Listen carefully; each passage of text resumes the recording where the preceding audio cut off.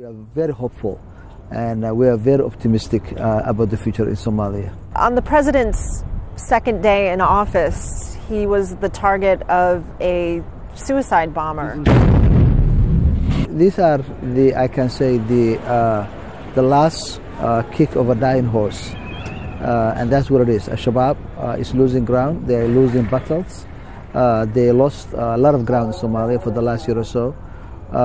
They're defeated in the front lines, and that's what they do. It's the hallmark of Al-Shabaab and terrorist organizations to try to target innocent civilians. Kismaayo is one of those strategic towns that we have to capture, and we have to liberate from Al-Shabaab. That's for sure. It has a port, it has an airport. It was a cash cow for them, for Al-Shabaab.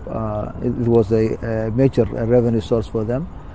So it's very important for us to capture Kismaayo. Has the international presence in the Gulf of Aden helped with piracy, do you think? And are there more alternatives for Somali youth now? We believe that if we want to really deal with piracy, the solution lies inland, not offshore.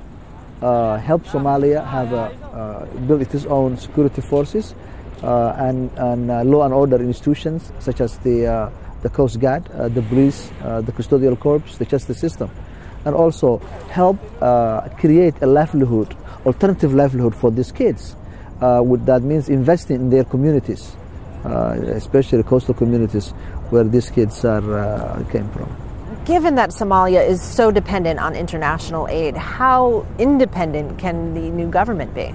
There's a dearth of resources inside Somalia because the government yet doesn't have the ability to generate enough domestic resources like taxation.